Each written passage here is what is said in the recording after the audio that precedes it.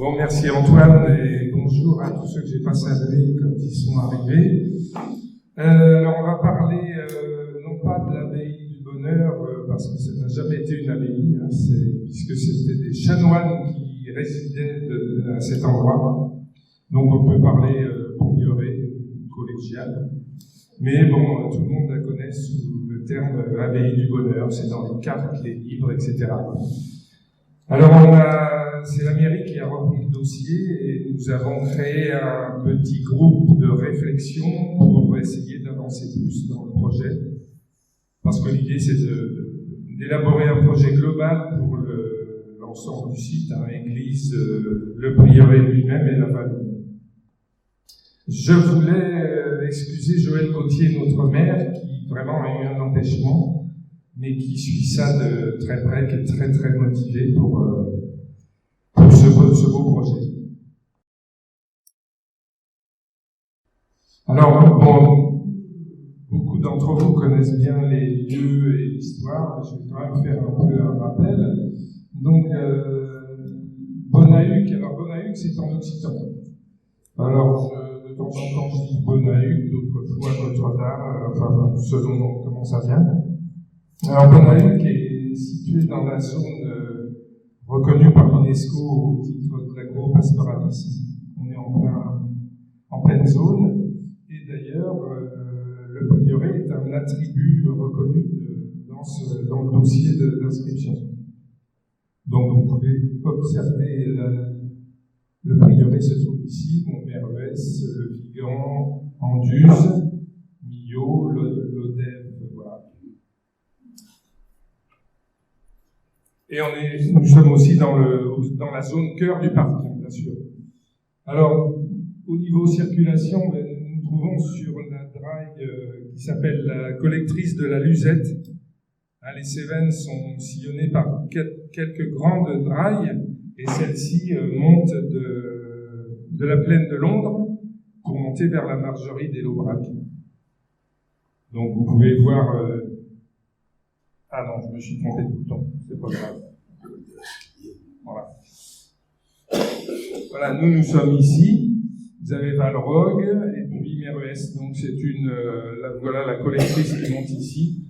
Alors au passage, cette carte est extraite des chemins à travers les âges de Pierre-Albert Clément, donc qui est quelqu'un de passionnant, bien sûr, un historien, un écrivain. Son livre est très intéressant, tout comme celui des églises romanes oubliées du Languedoc. Alors, pour ce qui est de l'histoire, alors déjà, il y a forcément eu pas mal de légendes, enfin un certain nombre de légendes, comme dans tous les lieux historiques. La plus ancienne serait que Sainte-Énimie, qui était la sœur de Dagobert, une mérovingienne, une franque, y aurait créé un prieuré au VIe siècle. Et là, déjà, on est dans une interrogation parce que est-ce qu'on est du côté Septimanie wisigoth arienne à l'époque, ou bien côté franc, mérovingien, catholique. Donc ça fait partie de nos interrogations, entre autres, à savoir avoir des limites un peu plus précises sur ces deux territoires qui ont subsisté pendant pas mal de temps. Une autre légende, eh bien, c'est Saint Fulcran, qui était évêque de Lodève, aux alentours de l'an 1000, l'oncle de Henri, de Roquefeuille, et qui, lors d'une de ses visites pastorales, aurait eu un signe du ciel sous la forme d'un aigle royal qui aurait tourné au-dessus de sa tête à l'endroit du bonheur, et qui a dit ça c'est un signe indéniable, il faut qu'on construise ici un hôpital, un gîte d'accueil pour les pèlerins, les voyageurs perdus. Et voilà, donc ça paraît assez plausible, d'autant que le premier écrit que nous avons, c'est un codicille de Henri de Roquefeuille, qui était baron de Roquefeuille et vicomte de Cressel, et qui date de 1002, et qui demande dans son testament que soit édifié édifier un hôpital pour accueillir les gens qui sont perdus sur le causse de Camprieux. On appelle encore causse, mais Camprieux, c'est une zone intermédiaire, hein, puisque là, on est dans une vallée granitique. Et cet hôpital, ce lieu d'accueil, serait muni d'une cloche de tempête, hein, comme celle du Mont-Lozère, pour sonner quand il fait mauvais temps, du brouillard, de la neige, des boues. Et d'ailleurs, je ne vous ai pas dit tout à l'heure, mais la portion de drague qui passe au Bonheur, c'est la drague du parc aux loups. D'ailleurs, et aussi, il y a eu, c'est certainement une louve qui a fait des attaques dans la vallée du Bonheur il n'y a pas très longtemps, il y a quelques temps. Voilà, donc vous voyez, l'histoire se répète.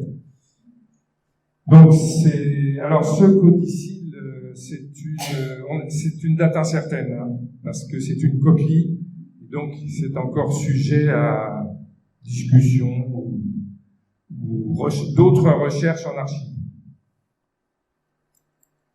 Alors la date, la première date avérée, qui nous vient du cartulaire de Notre-Dame. Hein. Un cartulaire, c'est un livre des jours d'un lieu historique, hein, où tout est noté, les donations, les ventes, la vie dans ce lieu. Et en 1143, alors c'est un don d'un demi-village avec ses habitants, ses bêtes, ses terres, à l'église Notre-Dame de Bonaheur. Donc ça prouve bien qu'en 1143, l'église existait déjà.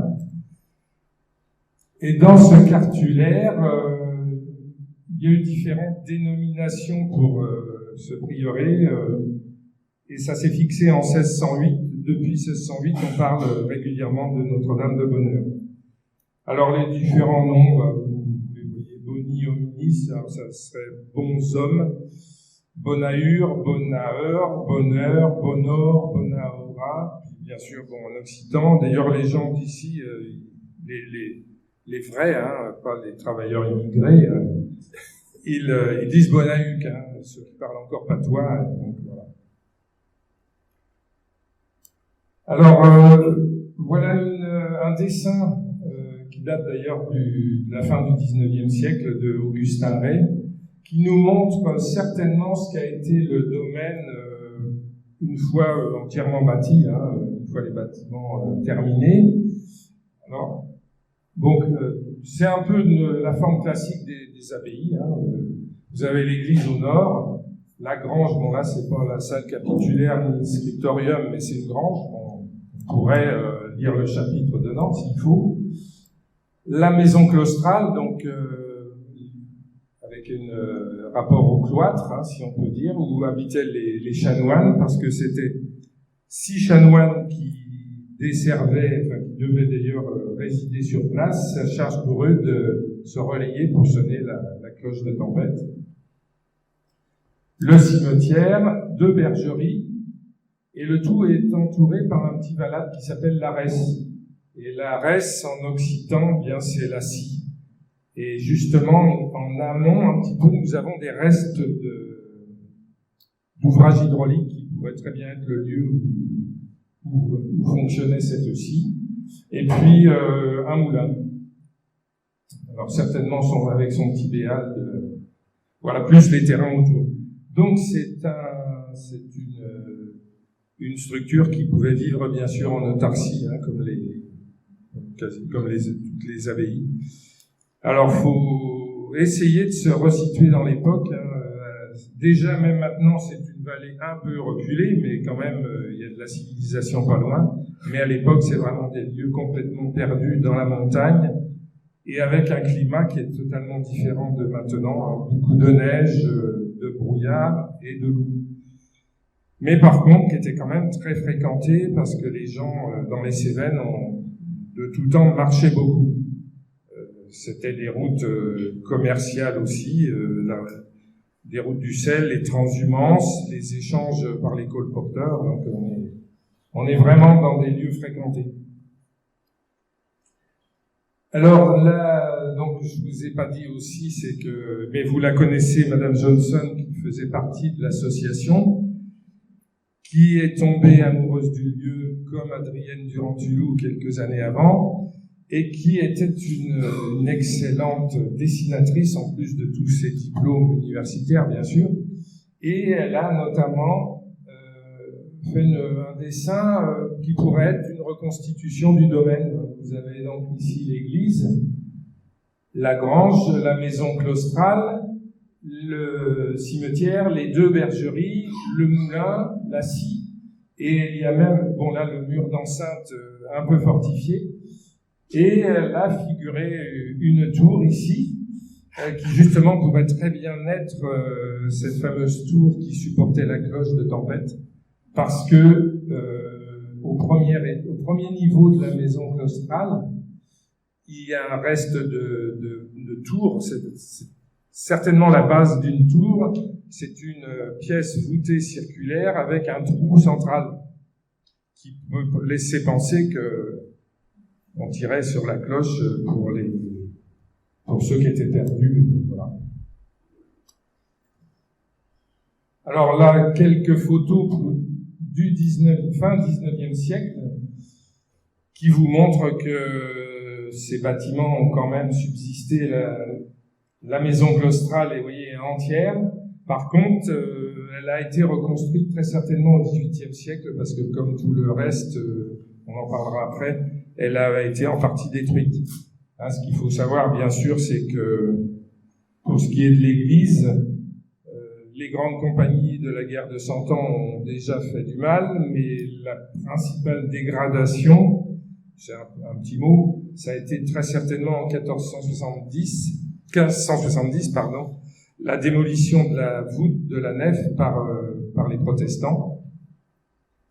Et cette voûte n'a jamais été reconstruite malgré les demandes des évêques de Nîmes qui venaient faire leur visite sur place.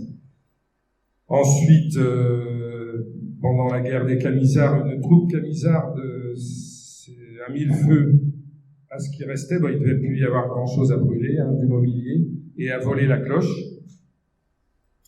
Ensuite, vente du bien à la Révolution, mais l'église est restée bien de la commune de Valreux, donc Val-des-Gouales maintenant. Ensuite, bien des dégradations classiques, des vols de pierres en quantité importante.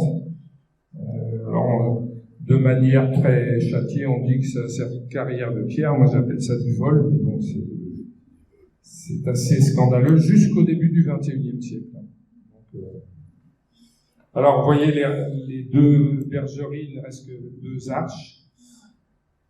La porte fortifiée. Et là, vous voyez, le tas de pierres, ça serait l'endroit de cette fameuse tour dont je vous parlais. Bon, là aussi, on a beaucoup de décaissage à faire dans cette maison. Une autre vue, alors là, la fin 19e aussi, de l'église, enfin, ce qu'il en reste, donc au premier plan, vous voyez, la nef, on la voit quasiment plus. Voilà l'abside et le transept recouvert encore de sa voûte, qui était en cul de four, et qui s'est écroulée en 1910, une année particulièrement enneigée avec la neige lourde. Et donc voilà. Alors, oui, un petit détail, à l'époque, vous voyez, l'axe de la Terre était plus incliné que maintenant. Vous voyez, ça penche un peu. Alors, les monuments historiques, donc, bien sûr, avaient fait des plans dans les années 75 de l'ensemble du domaine. Là, on a la partie de l'église. C'est un plan classique d'église nef unique, une croix latine à nef unique avec transept à 2 bras égaux et des absidioles empâtées dans des rectangles. Donc, elle est orientée. C'est aussi plus que classique, en direction de la Terre Sainte. Voilà donc ce qui reste de l'abside principale. Vous voyez l'unique décoration, c'est 7 corniches. Là, l'arc nord du transept a été fermé, donc avec des ouvertures de réemploi, pour servir de sacristie, parce que le culte, enfin la messe, se faisait dans dans l'abside, dans le chœur. Alors, au niveau de la taille de pierre, c'est vraiment une taille excellente. Les pierres sont posées sans joint, intérieur, extérieur, donc c'est vraiment un très beau travail. Et Pierre-Alfred Martel, justement à propos de ces incertitudes sur la date de construction, lui dit que cette technique sans joint, avec des blocages de pierre entre les deux parements, était traditionnelle du XIe, mais a été abandonnée au XIIe. Bon, à vérifier, à chercher, hein. Ça fait partie des recherches plus précises à voir. Et alors aussi, ce qu'on observe, c'est l'ouverture, donc secteur Est. C'est très possible, ça aussi, c'est assez, on le rencontre assez classiquement, c'est que elle soit faite pour recevoir les premiers rayons de soleil le jour de la Sainte Marie. Et cette année, qui est le 15 août, et cette année, le 15 août était le 28 août, avec le décalage des calendriers. Et tout ça, pour en arriver à cet aspect aujourd'hui, vous voyez, non, pas aujourd'hui, dans les années 90, hein, c'est ce qu'ont découvert Adrienne Durand-Tulloux et Gisèle Johnson, vous voyez, la nef quasi inexistante, et puis le chœur. Et donc, Madame Johnson a créé une association en 1993 pour restaurer, préserver et animer ce lieu. Donc là, c'est une photo, j'ai un exemple parmi des centaines et des centaines de photos des chantiers, pour voir un petit peu l'installation. Vous voyez, ils étaient quand même assez équipés, une bonne grue, il y avait des tentes pour accueillir les bénévoles, des petits bâtiments, puis du matériel. Donc ça se faisait sous l'égide de l'Union Rempart, c'est une union nationale qui accueille des chantiers de bénévoles.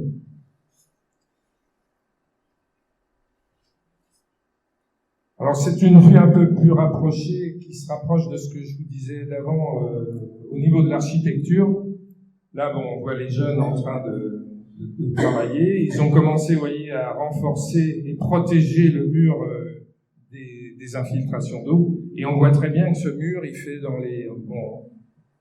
il fait pas 70 cm d'épais, il fait environ 1,40 m, ce qui prouve bien que ces murs-là ont soutenu une voûte en pierre.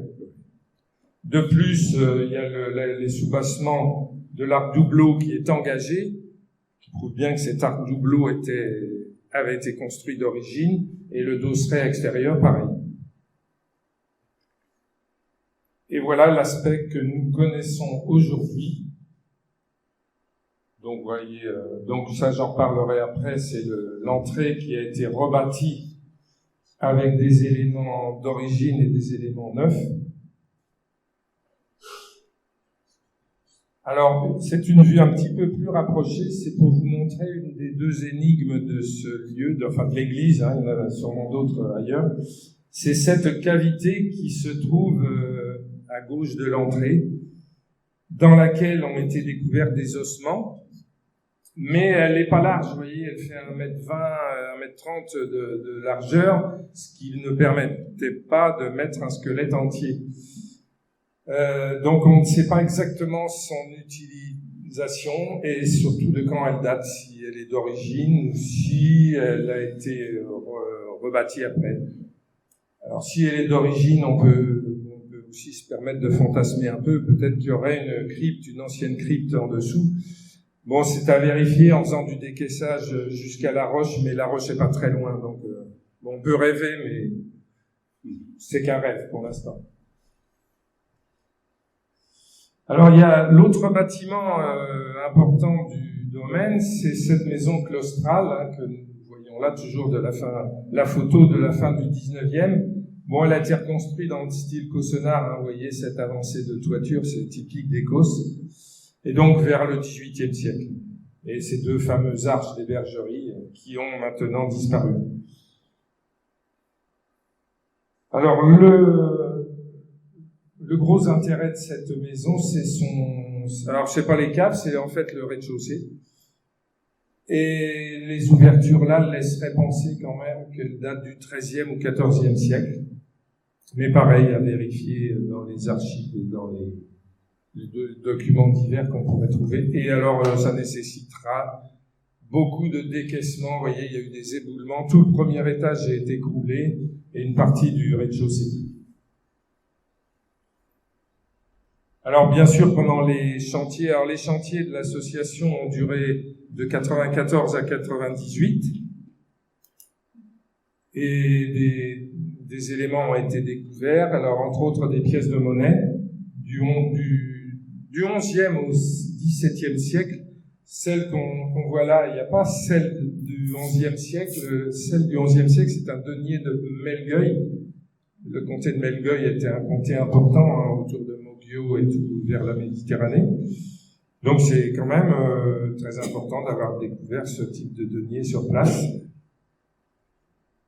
Alors on a découvert aussi 2 magnifiques stèles discoïdales qui étaient sur le parvis de l'église et qui marquaient l'emplacement des tombes. Alors on en trouve assez fréquemment en Rouergue. Moi j'en ai vu aussi à la Couvertoirade, mais c'est des très très belles pièces.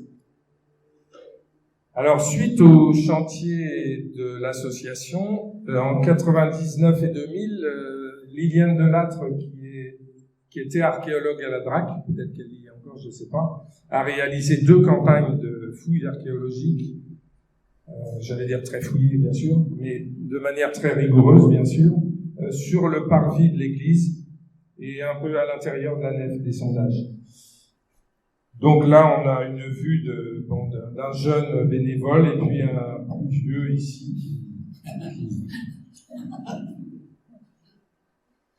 Voilà, donc ça c'est un exemple du contenu des 2 rapports qu'elle a fait sur ces campagnes archéologiques.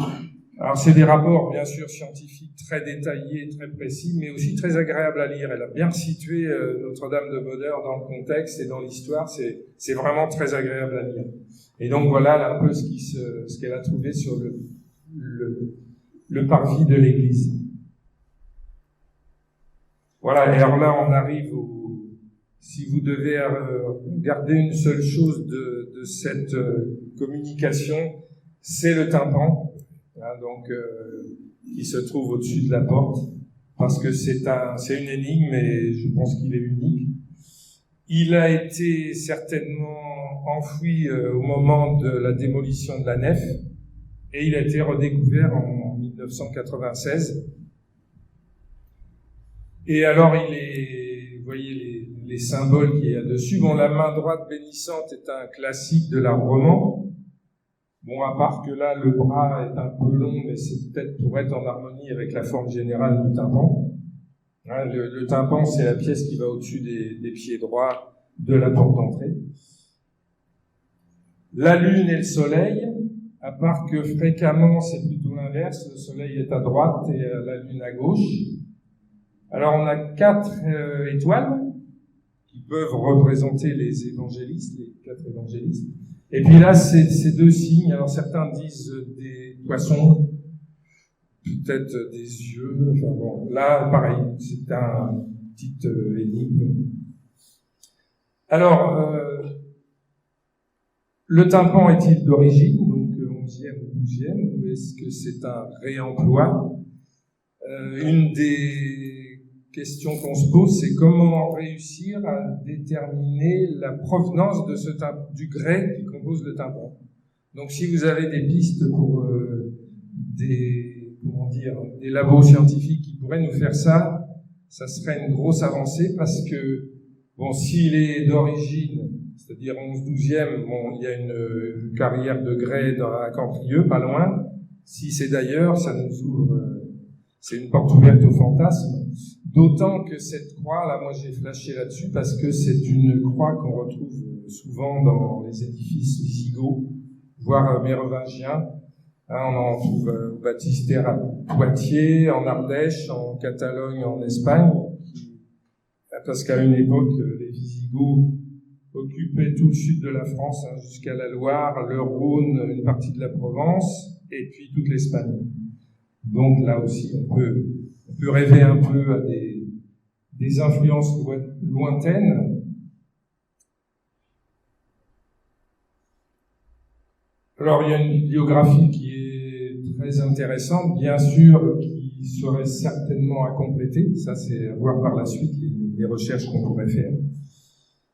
Et puis voilà, donc je vous ai fait un état des lieux du projet, enfin du lieu. Bon, j'ai quand même remis ce dessin du tympan. Hein. Personnellement, je me déplace avec dans mon smartphone et quand je visite une abbaye ou une église, je le montre aux gens qui pourraient. Est-ce que vous avez vu ça quelque part? Je cherche pendant des mois sur Internet, j'ai jamais trouvé l'équivalent.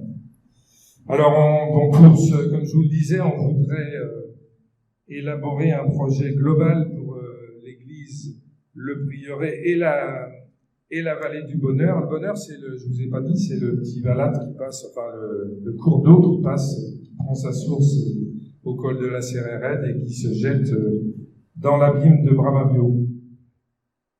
Donc, dans les pistes de cette mise en place de projet, bon, la provenance du grès du tympan, ça, je crois que c'est... Bon, les archives, c'est aussi un grand classique. Mieux les classer et puis les collecter à droite à gauche, parce qu'on sait qu'il y a pas mal de ressources, de personnes ressources qui en ont. Il y a Jean-Marie Pastor qui est au fond de la salle, qui a, j'allais dire, un rat de bibliothèque ou d'archives, qui piaffe d'impatience d'avancer plus dans le projet, mais pour l'instant, on est un peu coincé. Je peux vous expliquer pourquoi, mais il fait partie de ceux qui auront des masses de documents à nous donner. Alors, dans le projet, il y a aussi, côté histoire de l'art, bien sûr, si possible, continuer des fouilles archéologiques, parce qu'il y a les différents lieux du domaine, comme je vous l'expliquais. Aussi, faire une reconstitution numérique de l'ensemble, ça peut être très intéressant. Et puis, Jean Séon, qui était garde du parc national, peut-être que certains l'ont connu, avait mis en place un projet de sentier d'interprétation de toute la vallée, donc avec une boucle et puis des points d'arrêt sur des thèmes particuliers, dont bien sûr le prieuré. Puis à nouveau, va s'appuyer sur des chantiers de bénévoles et des étudiants pour à la fois le terrain et les recherches en intérieur. Alors à ce sujet aussi, dans nos groupes de travail, il y a Morgane Costemar qui est chargée du patrimoine à l'entente UNESCO et qui est aussi une passionnée de patrimoine et qui est en liaison avec l'Université de Montpellier. Elle fait des interventions. Et l'an dernier, nous avions fait ensemble une demande de stage à des masters pour justement nous aider à élaborer le projet sur papier avec les éléments que nous avons. On avait eu des très très bons candidats, mais comme ils avaient d'autres choix plus proches de chez eux, ils ont pris peut-être plus intéressant pour eux. Donc ils n'ont pas suivi notre demande, mais cette année on va réitérer cette demande à l'Université de Montpellier. Voilà, écoutez, donc, je vous ai présenté là où on en est ce projet, et si vous avez des questions, n'hésitez pas, et puis je vous remercie de votre attention.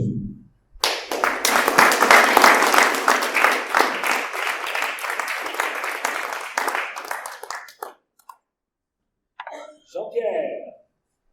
Merci pour cette très belle présentation qui m'a beaucoup intéressé, parce que depuis qu'à l'Académie on entend parler du prieuré de Notre-Dame de Bonheur, sans savoir exactement de quoi il s'agissait. Là, c'était dithyrambique et très, très bien. Bon. Alors, ma première question, c'est, ça fait quelques années que vous êtes venu travailler aux archives de l'Académie.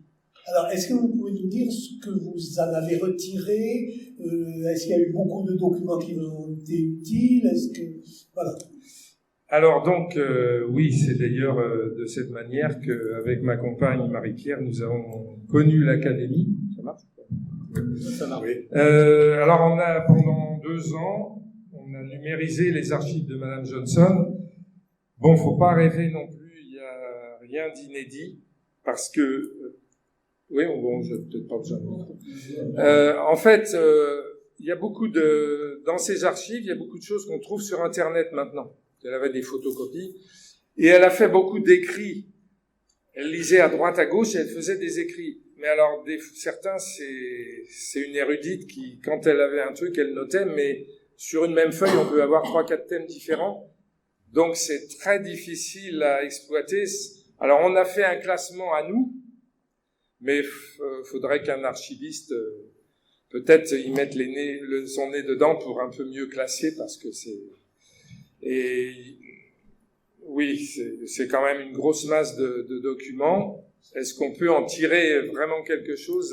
Je pense que dans sa tête, elle pensait faire un ouvrage dessus, en collectant différentes choses.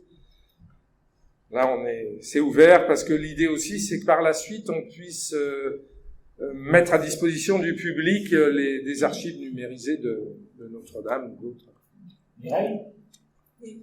J'ai eu l'occasion de faire l'éloge funèbre de Gisèle Johnson, donc j'ai eu la possibilité de lire pas mal de documents. Et il faut reconnaître une chose, c'est que sans Gisèle Johnson, l'abbaye Notre-Dame du Bonheur serait encore sous les roses comme elle l'a fait, parce que c'est au cours d'une promenade, enfin, elle faisait beaucoup elle herborisait, etc. Et elle a vu ces pierres sous des ronces, et elle a dit, mais c'est quand même très intéressant. Et pendant des années, elle a travaillé énormément sur ceci. Voilà. Donc, effectivement, elle avait le projet de faire un ouvrage sur Notre-Dame du Bonheur, mais malheureusement, les fonds lui ont manqué. Il y a eu aussi un problème de logement non autorisé pour les étudiants qui venaient, enfin, les bénévoles qui venaient travailler sur le chantier. Vous êtes parfaitement au courant, certainement. Donc, elle a été obligée d'abandonner, à son grand désespoir, franchement. Elle a lutté jusqu'au dernier moment. Et elle est venue à l'académie très peu de temps après cet arrêt du chantier. Oui, tout à fait. Elle a fait un travail énorme. Énorme. Moi, j'ai travaillé au château de Portes aussi pour un chantier rempart, donc je sais ce que c'est que les décombres et faire travailler les bénévoles, c'est un boulot énorme d'encadrement, de logistique. Voilà, et puis, il faut être tenace, mais là, on ne se rend pas forcément compte sur les photos, mais c'est des centaines de mètres cubes qui ont été déblayés, encadrés par un architecte. Et oui, c'est un travail énorme, et si elle n'avait pas été là, moi, elle a été très bien précédée par Adrienne Durand-Tulou, qui a fait, alors, dans les livres à lire sur Notre-Dame, c'est le livre d'Adrienne avec Yves Chassin-Dugarny, qui est très bien. Alors ça se lit tout seul, mais Gisèle Johnson a été. Oui, ben, notamment, entre autres, grâce à Notre-Dame de Bonheur. Et elle a fait aussi. C'est Gisèle qui a fait découvrir Notre-Dame de Bonheur à Adrienne Durand-Tulou. Ah, c'est dans ce sens-là. Oui. André, juste une question. Quand j'étais gamin, j'ai entendu à l'Espérou que la cloche de tempête de Notre-Dame de Bonheur a cessé de fonctionner à la fin du XIXe siècle. Est-ce que ça tient le coup? Alors, très certainement, et alors bien sûr qu'on entend aussi pas des on-dit, mais des bruits comme quoi elle serait sur le Causse, je crois. Jean-Marie, tu auras peut-être des... Non, la cloche, elle serait plutôt à l'Espérou, mais à nous, à la parade, on aurait simplement la même du plapier qui servirait d'hôtel pour l'église de la parade. Oui, bon, oui, voilà, ça on l'a entendu il n'y a pas longtemps. Pour la cloche à l'Espérou, il faudrait vérifier. Bon. Et t'as dit que les Huguenots l'avaient... Non, alors oui, aussi, ces cloches, parce que sur la fondation de Bonheur, il fallait avoir une cloche de tempête. Si ces restes de tours près de la maison claustrale sont une tour de cloche de tempête, ça serait bien étonnant qu'il n'y ait pas une cloche aussi sur l'église. Bon, l'église, c'est peu probable qu'elle ait eu un clocher. Par contre, près de l'absidiole sud, il y a un trou qui passe, qui pourrait être un endroit où on aurait sonné la cloche. Mais celle qui a été emportée par les Camisards, on ne sait pas laquelle des deux. Mais il y en a une autre qui a été baptisée du nom des fermiers au XVIIIe siècle, je crois. Peut-être, ouais. Et là aussi, on a besoin de reconstituer les déplacements des différents éléments du lieu. Alors les pierres, il y a un dicton qui dit que si les pierres de bonheur éclairaient, l'Espérou et Camprieux, ça serait Versailles. Ça veut tout dire, hein. Juste un témoignage très rapide. À la fin des années 40, début des années 50, quand j'étais gamin, il y avait beaucoup de truites dans la ruisseau. Je me suis fait prendre une fois par les gendarmes. C'est la réputation. Moi, je vais revenir à la cloche. Ces cloches d'alarme, en quelque sorte, étaient particulièrement sonores. Elles devaient être de grande capacité, mais avoir un son qui portait très loin. Je connais ça parce que mon mari était collectionneur de cloches, non pas d'église, hein, mais il avait longuement étudié comment on fondait les cloches en fonction de leur utilité. Par conséquent, une cloche comme ça devait être supportée par quelque chose d'extrêmement solide. Oui. Et il y a tout de même des tempêtes de neige énormes ici. Il y avait. Voilà. Et il est possible qu'elle ait été fixée sur un bâtiment qui s'est écroulé.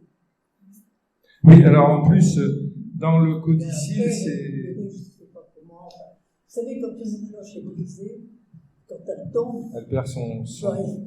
Elle perd son son, il n'y a plus rien à faire. On la refond. Dans le codicile, c'est indiqué qu'elle devait faire 40 quintaux. Alors, est-ce que ce sont nos quintaux à nous, mais ça serait dans les 40 kilos, donc... Non, un quinto, c'est 100 kilos. 40, ça fait... vous voyez, c'est encore quelque chose à vérifier pour être sûr, mais de toute façon, c'est pas léger, et surtout quand ça balance, il faut effectivement de quoi les... Parce que dans des vieilles chapelles médiévales, qui n'avaient pas les moyens d'avoir un clocher, et beaucoup mettaient les cloches dans un arbre genre micocoulier. Bon, là, ça risque pas parce que... Non. Donc, ça expliquerait cette tour qui subsiste, enfin, cette base de tour qui est près de la maison claustrale. Claude ? Oui, moi, je suis très admiratif par votre travail de recherche. C'est sidérant quand même. Mais alors, c'est un peu différent, mais quelle est la finalité pour la municipalité de restaurer, entre guillemets, ce lieu? Déjà, il est situé sur la commune. C'est un bien patrimonial qui est quand même de première qualité, hein. Bon, l'église, c'est vrai qu'il y en a beaucoup, des églises romanes, et puis en ruine, il y en a. Mais quand on en a, il faut quand même les préserver. Et puis, ce tympan, hein, je pense que ça, c'est vraiment la pièce... Mais vous voulez en faire, un petit centre culturel, je sais pas, non? Bon, toutes les rêves peuvent... mais au moins qu'elles soient visitables. Bon, les gens y vont maintenant, mais on a été obligé de faire un arrêté de péril pour interdire l'accès, pour se couvrir, parce que les gens, ils y vont quand même, parce qu'il y a, notamment dans la maison claustrale, il y a toujours des éboulements, et ça peut être dangereux, donc... Donc c'est pas visitable, en fait. Officiellement, non. Alors, le chemin de Saint-Guilhem passe sur le GR qui passe à proximité, mais on souhaite notamment rétablir les passages qui se faisaient, parce qu'il y a un chemin communal qui passe par le prieuré, qui monte à la Cérérède. Donc ça, on souhaite le rétablir. Bon, on a des soucis avec le propriétaire qui entoure l'église. Déjà à l'époque de madame. Et c'était avec son père et son fils. Bon, on est en pourparlers. C'est pour ça on n'a pas communiqué sur cette communication aujourd'hui parce que bon, on avance, on est dans une phase de négociation à l'amiable. Alors parce que aller en justice, c'est bien gentil, mais ça prend du temps, puis c'est pas. Bon. Donc pour l'instant, on est très frustrés de pas plus avancer parce que bon, avoir l'accès à l'église, c'est notre bien, on est obligé de l'avoir en justice, mais c'est pas ça qui nous intéresse. Ce qui nous intéresse, c'est pouvoir mettre en valeur l'ensemble et puis faire un beau projet, que les gens puissent y accéder, apprendre des choses. Donc, il y a... Michel, l'heure tourne et l'estomac se creuse. Les chanoinesses nous attendent. Et ça va être l'heure de passer à table.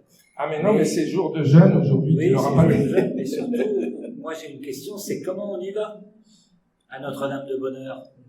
Alors, dans le premier mail d'Antoine, ça laissait entendre qu'on partait d'ici à pied. Non, ça c'est vraiment pour les gens qui... C'est faisable, hein. Mais on partira pas non plus du col de la Cérérède parce que ça descend. Non, en fait, on va y aller par Camprieux.